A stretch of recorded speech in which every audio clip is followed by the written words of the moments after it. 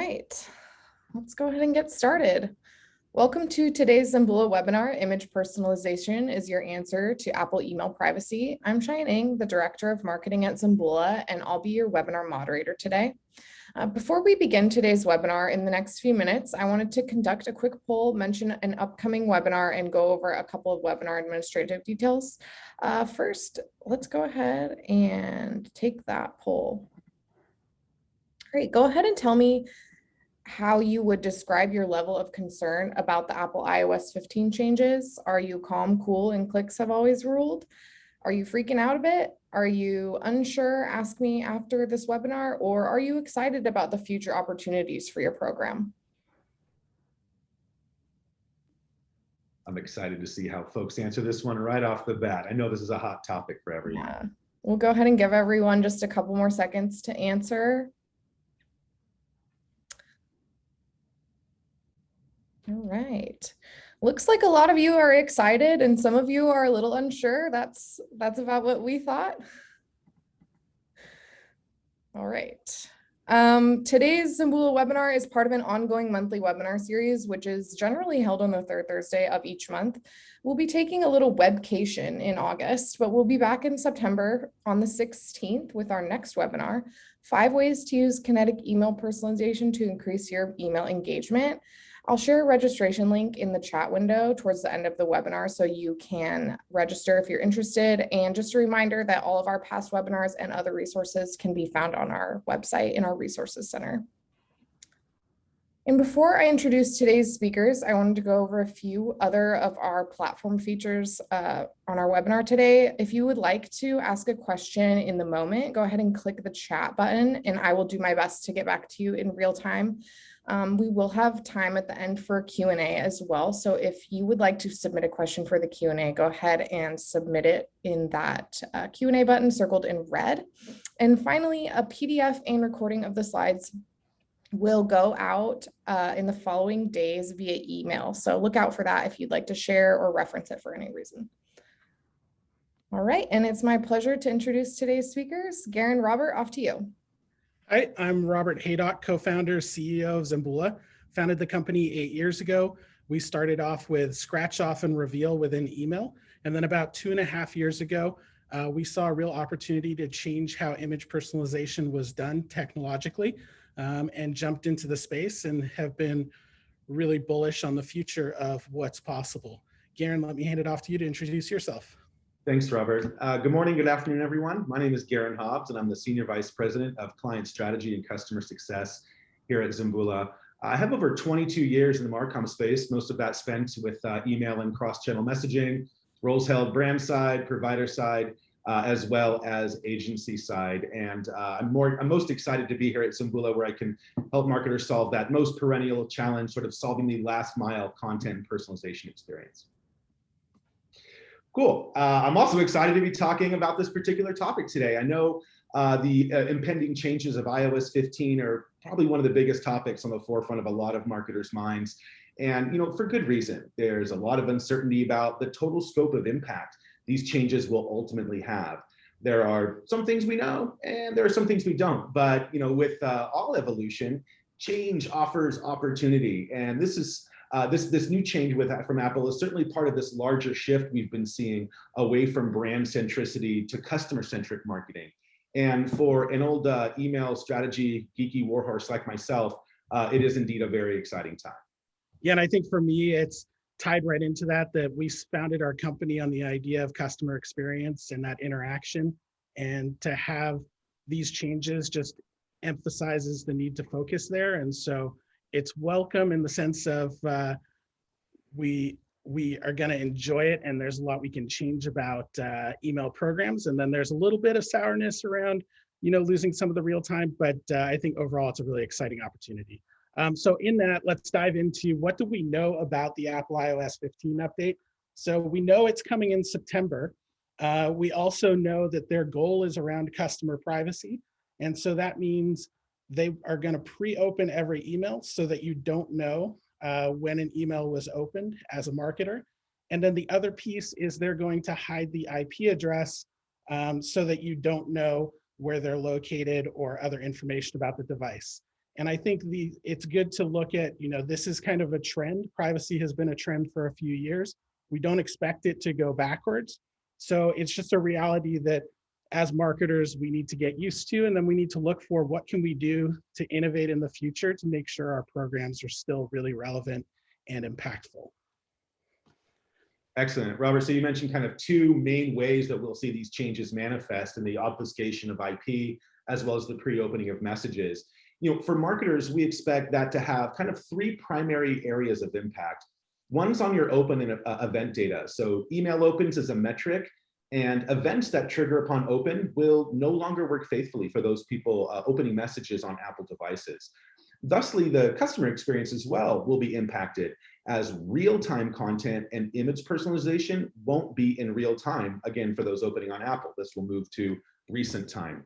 And finally, marketers who use technologies that offer capabilities similar to Zimbula may discover a negative financial impact as well. We'll be digging into each one of these things here in turn. And I think with that, in your mind, there's also this part of what does it mean for you, a marketer, coming into the fall, when September is going to be the date this change starts coming into play. What are you going to do this holiday season? What does it impact that you currently have going on? And then what are you doing for the future, come January and moving forward? And in some cases, this may be you're kind of moving to the future right away, or this may mean you're going to take care of the holiday season a little differently than you would move into the future. So there's going to be a lot of strategy choices. Garen and I are here to talk about that a little bit, but we're excited to dive into these impacts.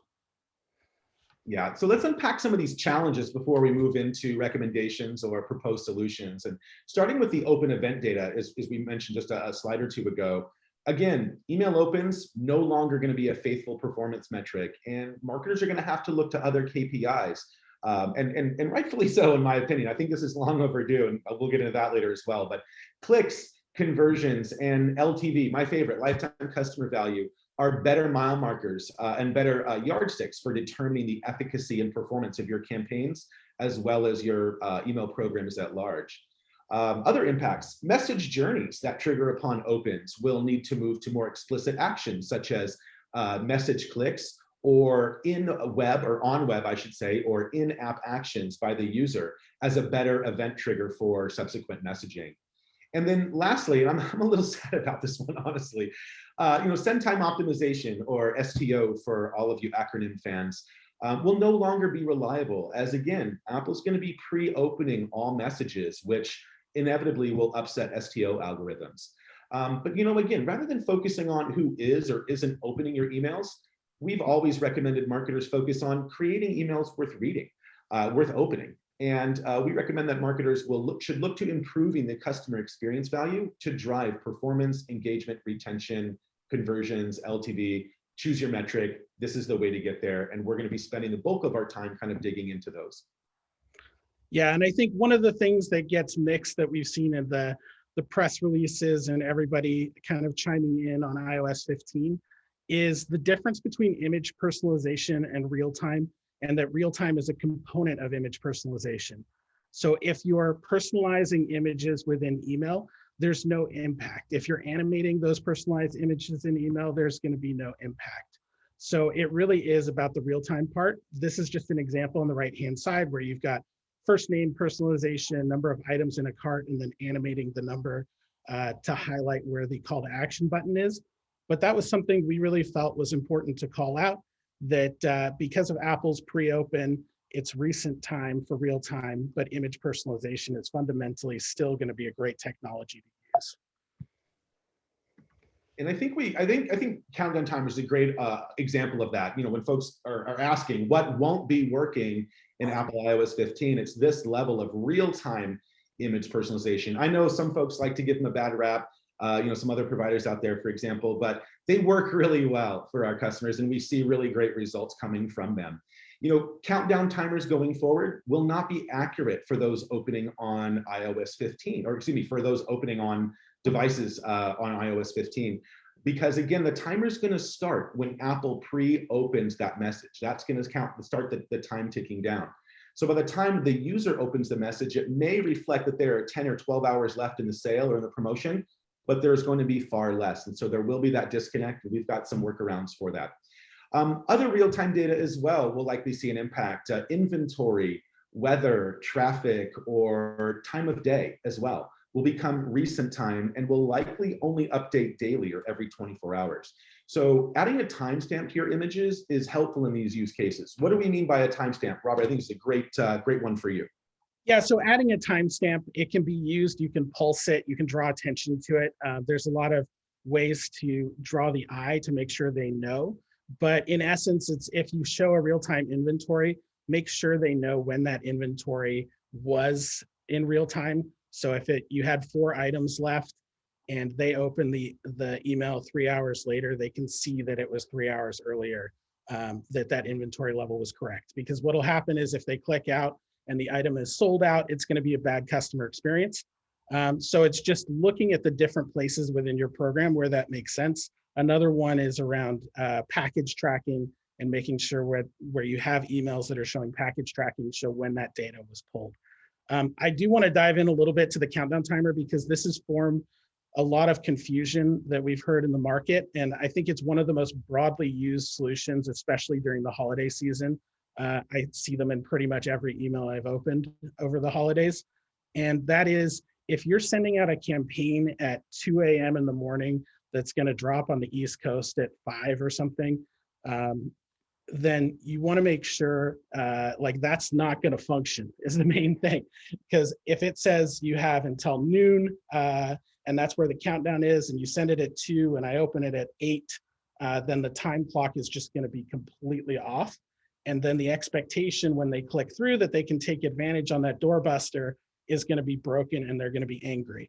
And so preventing that happening this holiday season is one of my biggest things. And it's something we're really excited to talk to you about because there's a lot of other ways you can handle this, talking in days and other approaches with motion, because in the end, that's what is drawing the attention to a countdown timer to address this. Garen, I think this is going to be a hot topic. I think it already is a hot topic. We've been fielding a lot of questions on these, on countdown timers specifically from a number of prospects and customers. So the next piece is the real-time context. Using IP-based location is not going to be available.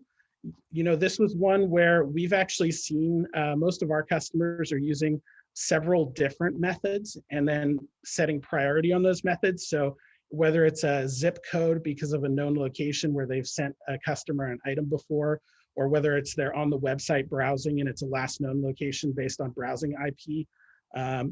Those are things that are part of that decision logic.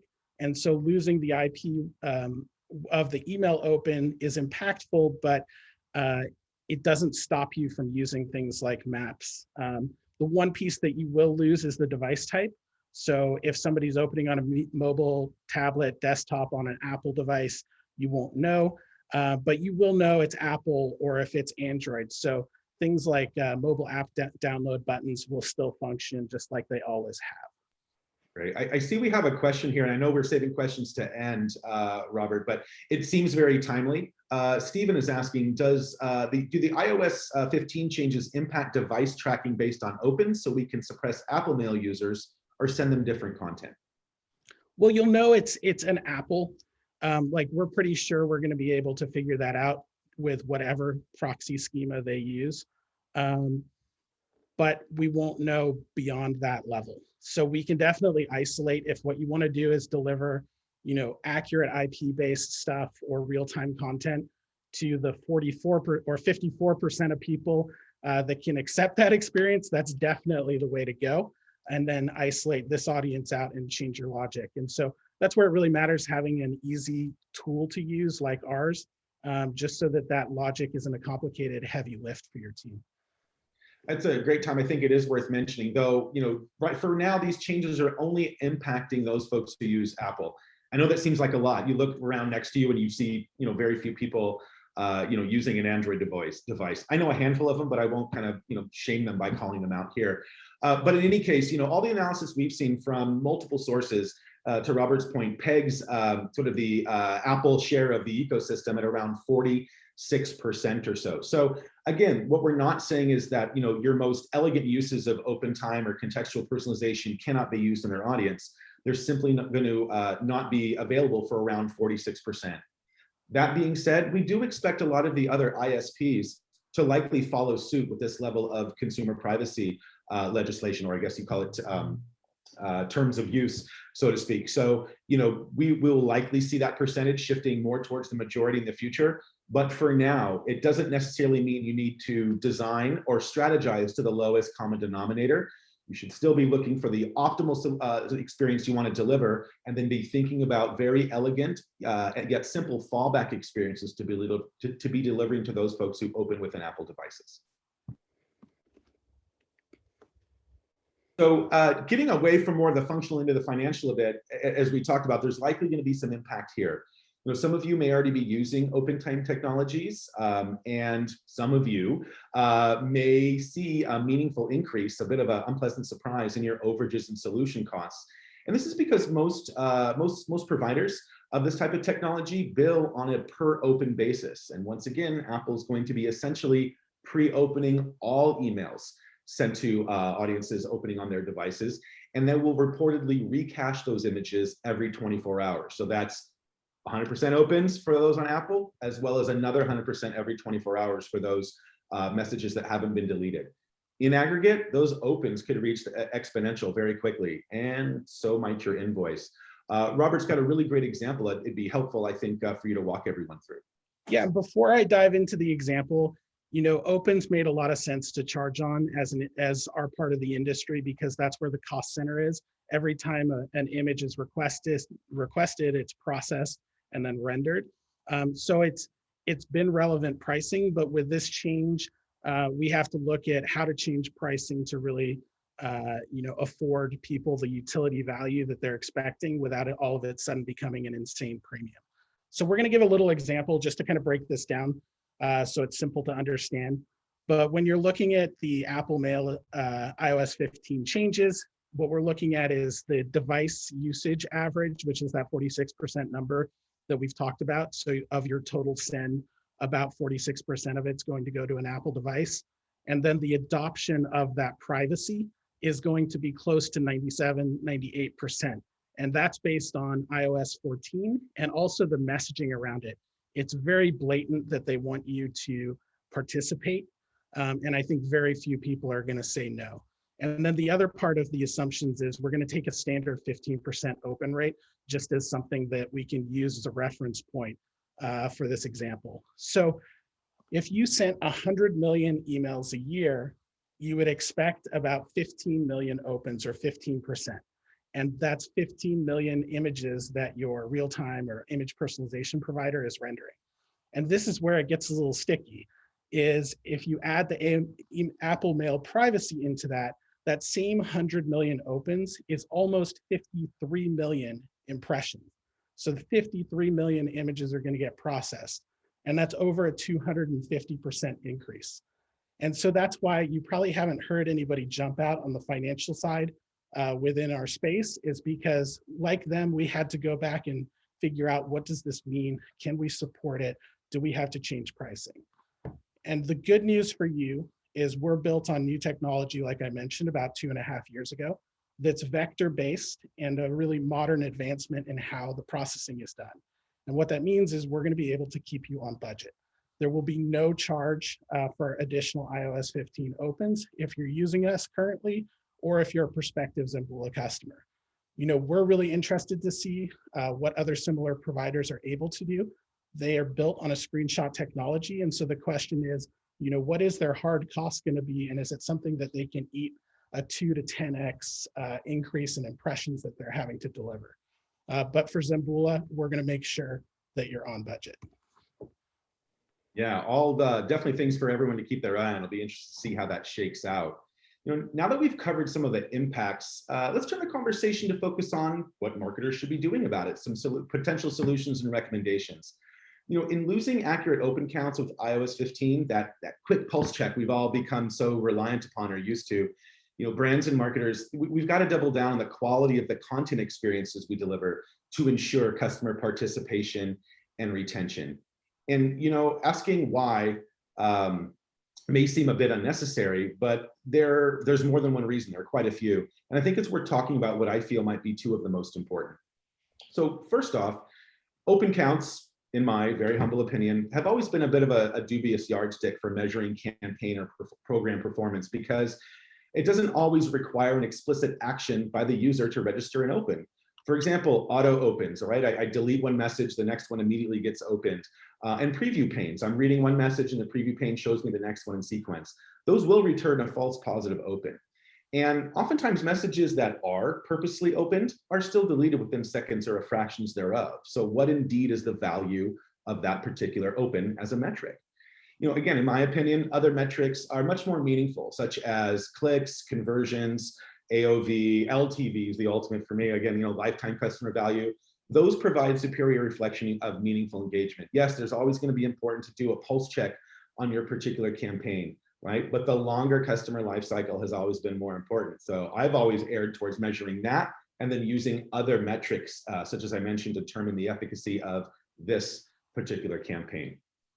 And since we're focusing on clicks, conversions, and LTV, or recommending we focus on clicks, conversions, and LTV as alternative KPIs, the best way to drive those is by making sure your message content is, again, worth consuming, is individualized and contextually relevant to every single recipient, rather than simply personalizing to the segment or target audience level, and then maybe personalizing with a bit of first name and some light product recommendation.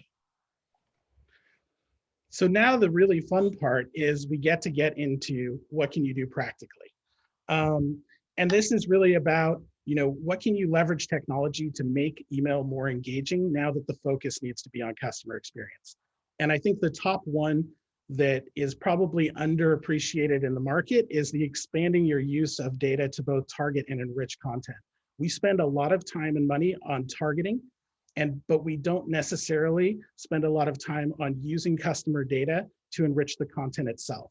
And so I think that's the next opportunity, is going to be, how do we enrich content without the knowledge of the open data, to make sure that we're looking at the individual and we're really responding to their needs. So as part of this, we're going to look at leveraging context to achieve individualization, expanding your use of personalized kinetic elements along with personalization in email, the collection of zero-party data within email, and one-to-one animation. So, wrong way. Let's dive into enriching your content, Garen. There we go. Thanks. I appreciate that, Robert. You can look at pretty much any poll of large marketing audiences by Gartner, by Forrester, and the ability to effectively use, access, or leverage data always kind of ranks in the top 5 of sort of top challenges or gripes. Leveraging all of your data from various sources such as loyalty, offer, CRM data, profile data, et cetera, even third party, for image personalization is a very easy and incredibly effective way to engage your audience with bespoke experiences tailored to the needs, preferences, and priorities of each individual. And I think this example of a loyalty banner does a great job of packing a lot of image personalization value into a rather small space. So just to kind of sportscast this from left to right, the animated tier token seems really simple, but the animation, it draws the eye, gives life to what would otherwise be a static image. And psychologically, it tickles the reward centers in our brain with that feeling of achievement. Literally watching that coin, sort of fill up. I did that. It almost, one gives you a little bit of pride and makes you kind of want to do more of that. Next, the first name provides, simple table stakes personalization, but it imparts that very critical feeling of ownership, right? This was designed for me. This is a reflection of me, not just a general, customer.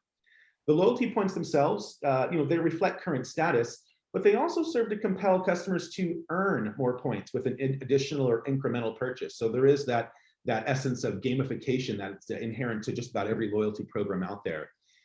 The personalized promotion itself provides that extra little nudge to convert, but it also gives purpose and intent by making this an event. It's not just buying something to earn points, but goodness, you're part of the June challenge. So, come earn your laurels here. And then lastly, the personal call to action, the personal call to action, it spurs recipients to click now. and gives instant actionability to do just that. So this is sort of the trigger that everything else is building up to. And I think this is really bringing together a lot of different data. And that's one of the things I think the future is going to be driven by, is you need to pull in all this data seamlessly and be able to deliver it as you design. This is tied into a smart banner that we're going to talk a little bit more about as we go through the presentation. But I want to call your attention to, if you wanted to try to do this in HTML, it would be very, very hard to accomplish. Like, one of the pieces is the normalization of data and making sure that it looks right and feels right, also with the animations. And so what happens is, if you wanted to accomplish this, it becomes a massive project and you've done one piece and you can't change it. And so the beauty of what we're doing is you can swap this out.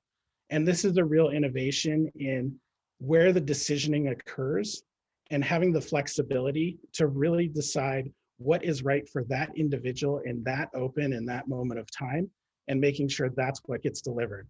And so we have a campaign decision engine where you can connect your behavioral solutions, your loyalty data, your transactional data, profile data, set rules to make sure that every open is unique, and at the content level, be able to define that.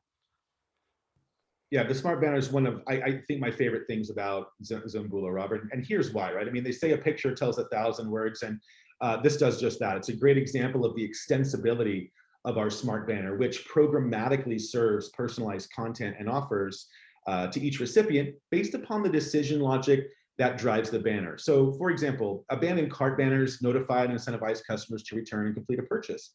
Pretty simple, right? But if no cart was abandoned, loyalty status, product recommendations, or offers can be served in that same banner instead. If a purchase was affected and there's a shipment confirmation or a shipment out, package tracking helps keep customers notified of expected arrivals or unexpected delivery disruptions, and help decrease where is my order calls to customer service teams. And then lastly, the order replenishment banners provide easy proactive value, so customers needn't worry about running out of their favorite products.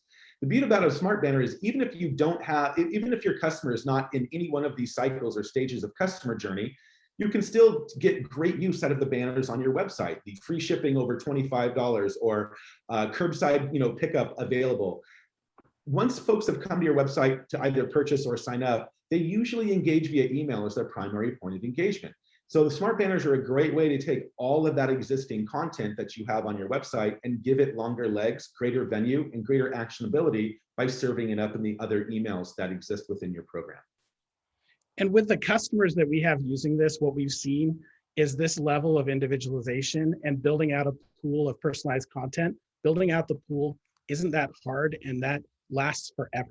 You're able to use our templates, just create it, and then it's always being decisioned against. But what we've seen in the email is really interesting. It's driving performance across the entire email, not just in that banner itself. And what we theorize is that the more personalized you can get up front and individualized, the more relevant they will think the rest of your message is. So it's a step in the right direction, and it's a quick thing to add that can immediately help your entire program. We're going to dive into some of the components now that we've seen really change the industry in the last year. We've seen a massive lift in GIF usage, where if you look at programs and you look at what they sent 2 years ago and what they're sending in this past year, everybody seems to have a GIF, and we're seeing the transition from GIFs being just delight and surprise to actually consolidating information, and we're seeing much more sophistication around it.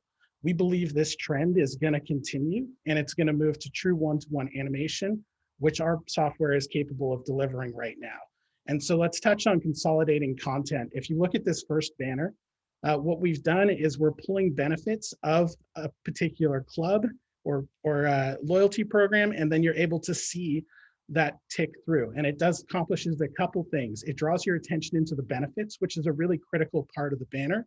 And then you're drawn in and you can join the program. So using animation to drive action intelligently and part of a story is something that we think will continue to build over time. The next example is data in motion to create connection and understanding. I love this one because it's the financial industry, it's mortgages. I think using custom SVG graphics and filling those makes it a much more personal experience to the individual. And there's nothing like this visual to show you how much equity you have in your house versus what you owe. And I think every industry is going to have use cases where animation like this makes a lot of sense and adds value to the experience. The final one on the right-hand side is more informational. And if you think about notifications on your computer, the animated ones are the ones that draw your attention. It's the same thing in email, but this is a really valuable one where it draws your attention to the information that you need to know in the moment. Instead of having to read through the whole message, the animation brings your attention to the fact that your package is out for delivery. And so there's going to be many, many sophisticated methods over time of how to use animation to really improve the customer experience. So adding another element on top of this is kinetic email. You're probably wondering, what is kinetic email, or you've looked at this in the past, or you're starting to play with it. You're at some point in the cycle of this, but we think it's going to be something that is more and more relevant as this focus on customer experience occurs. And when we say kinetic email, it's something that you can respond to as a user with an action or an input. And it's most commonly coded in CSS, or it's AMP for email. But the problem has always been, you spend a lot of effort and time building this, it has one use and that's it. And what we've done is turned all of those into personalized images so that they have extended use. And we're going to dive into that a little bit more. So this is an example of Kinetic plus image personalization to create compelling content. You can see in the image itself, we have accessories, shoes, clothing, and then we have a personal promotion. Matt, we think a new fitness tracker, or Matt, complete the look. This is really where this is a framework. And at the moment of open, depending on that individual, both the titles of these areas can be personalized in the moment, as well as the content within them. So it has much more extended value than the effort you would have put in the past just to deliver one piece of content. I'm stoked on Kinetic personally. I know this is sort of the hot thing from sort of 5, almost 6 years ago, the promise unrealized. I will be talking a lot more about this in an upcoming webinar. So I'm looking forward to that, and hope some of you other folks are as well, to really dig into what the potential possibilities are with Kinetic. As I mentioned, kind of a couple of slides ago, again, in all of these polls of marketers, the ability to leverage data effectively, or even ways to collect data, always one of those top challenges. So, in addition to empowering marketers to better activate the data that you have, Zambula can also help flesh out customer profile data with polls and progressive profiling as a effective and low friction collection method of customer data, which is really useful for lending context and specificity to things like individual likes, preferences, behaviors. It's also a great way to improve participation with preference centers, as well as foster a customer community around the brand as well. So again, taking this example, this may be something that lives in a welcome program, for example. Welcome to camping sort of universe.com. Tell us which one of all, these 4 activities you prefer to do in the summer. So not only would that register as customer profile data, by the way, we can write this data back to whatever data repository or DBOR you might prefer. This will not only be recorded as row level customer profile data that can then be used in the very next message to bring in cycling specific content, product recommendations, and maybe even like lifestyle editorial, for example. So that's a great way that it can be used to flesh out customer profiles for context and personalization going forward. But as far as lending sense of community, for example, if this were a poll that were sent to the entire audience, the aggregate results of this poll could be served back to everybody as well. Again, kind of fostering a little sense of community competition, cycling over camping, but just make everyone feel like they're part of something much larger. Their answer went into a larger pool, and now they kind of can see what other factions might also have affinity for their chosen pursuit. So there's the engagement value, but also the very important data utilization value as well. And I think there's always the variety of data you're trying to collect from a user and their preferences. And I think one of the magical things with this is you can have a set of questions, like 7 questions, and then somebody might answer one of those and they can be shown the 6 questions they have left, and the variety can move around those so that over time, maybe you get 6 out of 7 of your questions answered, but it might be over a 6-month period. And I think that's something where the dynamic ability of combining image personalization with kinetic polling and elements like this can really have an impact. So Garen, or actually, sorry, Cheyenne, let's go ahead and follow up with that poll question. Yeah, let's go ahead and do our second temp check here. How would you describe your level of concern about the Apple iOS 15 changes now after listening to this webinar? Either you're still calm, cool, and clicks have always ruled. To be honest, you're freaking out even more, you're relieved, or you're stoked and excited about the future opportunities for your program. Excited to see how these might differ from the when the question was asked initially. Yeah. Give everyone a couple more seconds. All right. It looks like a lot of you, the majority of you, are relieved after learning more about the changes and listening to this webinar. Excellent, Cheyenne. Honestly, I'm slightly surprised, but I'm personally very pleased. You know, I think folks were feeling a little uneasy out there, but hopefully that means that we've done a really good job of kind of serving as your Sherpas and helping you navigate through some of these previously uncharted waters. You know, again, I can't help feel this is an exciting time and a great opportunity for brands and marketers to really unleash the latent potential within all of their data to create and deliver meaningful and value-based content experiences in your cross-channel messaging. This is what's always mattered at the end of the day. And you know, just kind of taking another look through it, just to kind of summarize from top to bottom here. I want to start with the open event data, both the challenge and the solution. Yes, opens are gone, but again, in my opinion, not a reliable metric anyway. There are much more meaningful KPIs out there that can be leveraged to bring greater reflection of actual efficacy, success, or program performance to your campaigns. And again, rather than focusing on maybe who is or opening the email messages, take that focus and sort of repurpose it towards investing in better email experiences and track clicks, revenue, and LTV to, again, better determine the traction that your program is having. And I think looking at the customer experience part of that, you know, we looked at the impact that it's going to have, but I think the opportunity is there really to, you know, have something to extend your program, improve it, some goals for the long term about what you want to change. And this is an opportunity to really look at that and see what you want to change in your program. Image personalization, we believe, will become really critical to improving customer experience because of the need to combine data and the visual component of it. We've seen it for, you know, the targeting, but I think the content itself is what's next.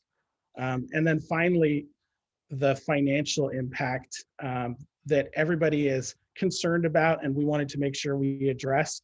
You know, this technology needs to be a utility. It needs to be something you don't think about using twice and assess cost against it. So we're really focused on that, is how to, over time, do we make this more cost effective, more accessible to everybody, and it just becomes fundamental to everybody's email programs. Garen, I know I'll let you kind of comment a little bit on the customer experience part. I think I cut you off a little there. Oh, no worries. I was going to say, I think all of us, if we were to think about the experiences we have in our own inbox, we'd likely agree that we've seen a huge increase in the volume of messages delivered to our inbox. And so that noise to signal ratio has rarely been higher than it is right now. So in addition to just being, you know, a great sort of customer-centric and empathetic way of leveraging data to create relationships between brand and customer, there's also the more sort of business practical aspect of that as well, is that this is now table stakes. Not only is it a customer expectation, but it's absolutely necessary and critical to your business to do so, right? Differentiation, standing out in increasingly crowded, you know, landscapes. These are all, you know, very compelling business-centric reasons to be doing these things. It's a very, very crowded playing field out there. And by, you know, again, using data and to leverage personalization to build meaningful one-to-one relationships is the best way you have of not only fighting off competitive incursions, but for, again, really making things like one-time visits into consistent, sustainable engagement and long-time customer value, lifetime value. Yeah, I agree. I think the last piece is just, we're going to have a couple Zimbula updates, but make sure to enter any questions you have right now so that we can answer them. We have these few updates about Zimbula. We're really excited. to announce our security improvements. With the Apple privacy and the move to privacy in general, security becomes that much more important. Zambula completed its SOC 2 Type 2 audit. We also have a SOC 3. And I think innovation is always at the forefront, and we're excited to be using a solution called Vanta to continuously monitor our security year round. So it's like having a SOC 2 audit 365 days a year.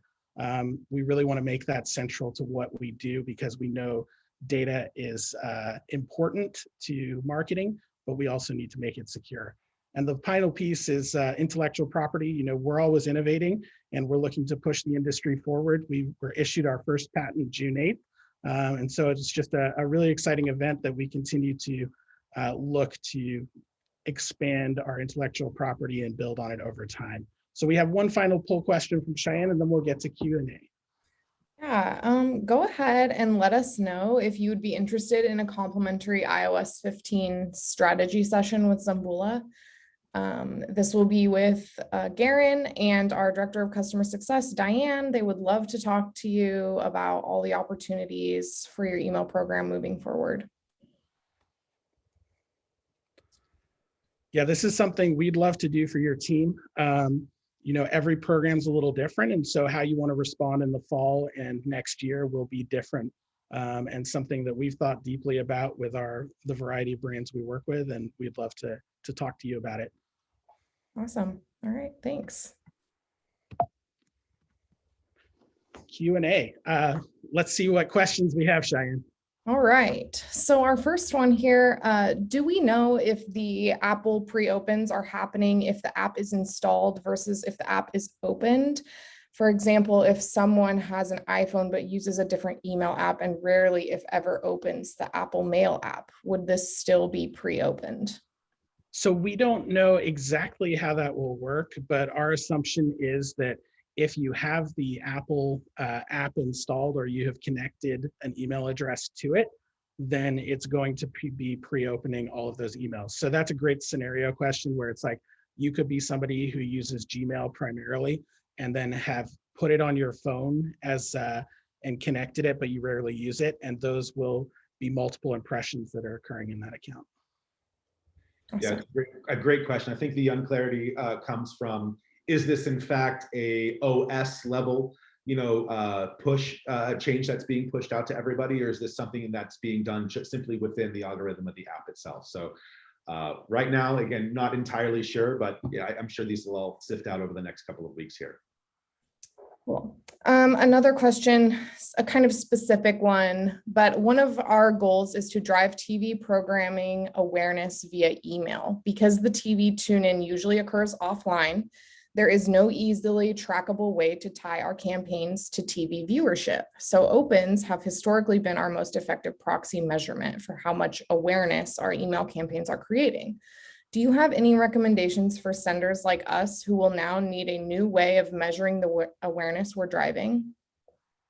I love this question, because this, certainly speaks to the strategist, if anything else. There are a lot of different ways that we can tie back sort of impact of email on actual program viewership. And actually, this is something that I've done in the past for other clients, both at the network as well as the channel level itself. So one of the ways that you can do this is by simply putting a utility in the email for them to click through and view. So for example, click here to view your local showtime.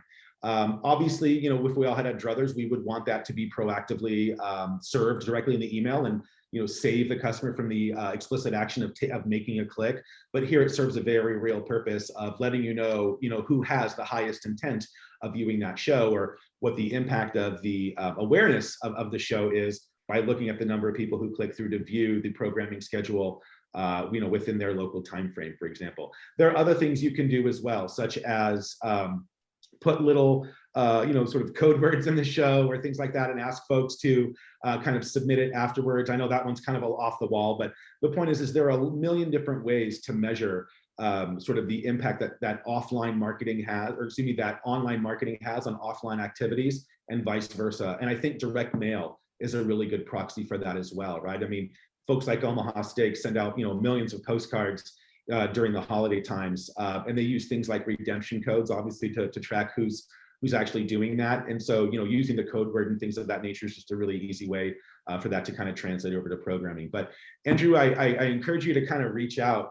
and maybe set up some time where we can dig into some of your specific programming, some of your specific content, and come up with the best plan that would work for you.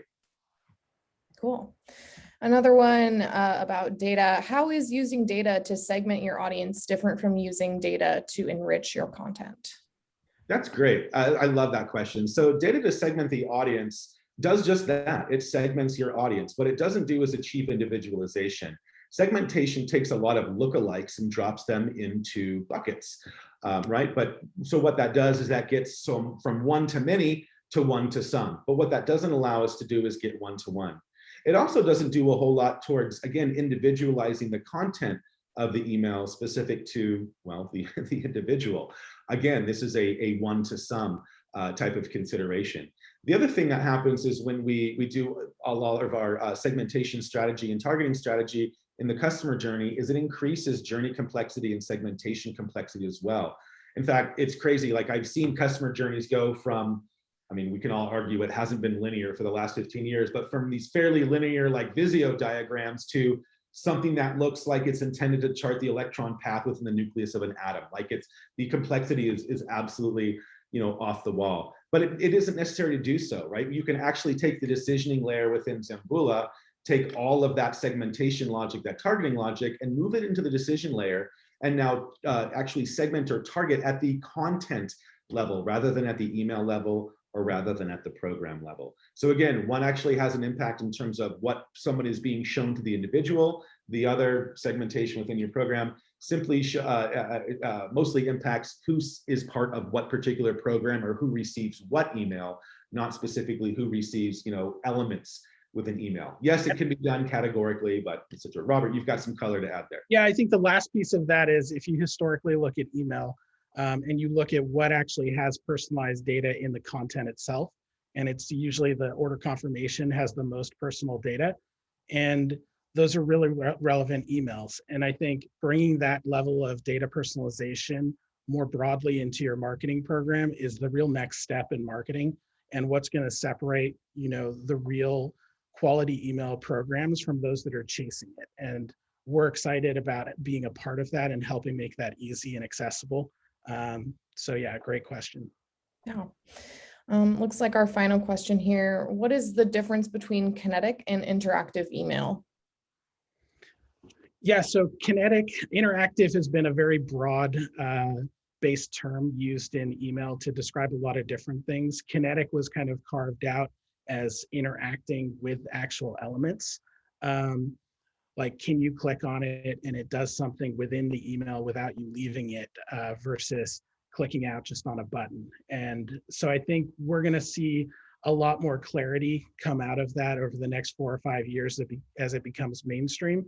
But I think there's just been a lot of different ideas of terminology, what it means exactly.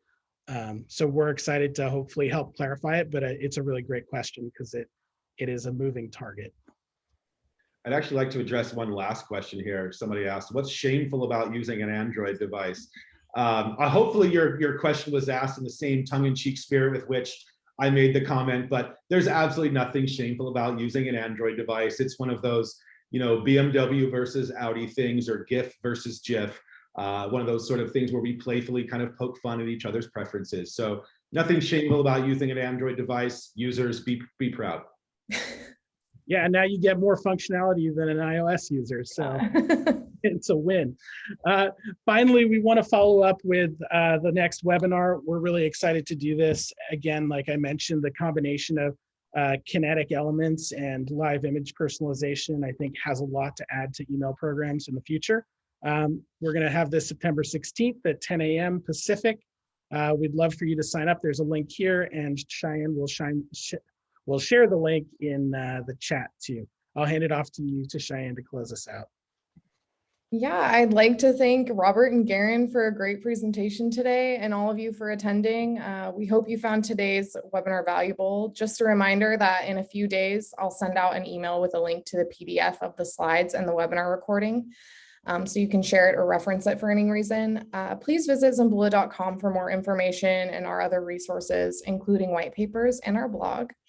Thanks again, and we hope to see you September 16th for our next webinar, 5 ways to use Kinetic email personalization to increase your email engagement. Have a great rest of your day. Thanks, everyone. Bye. Cheers all.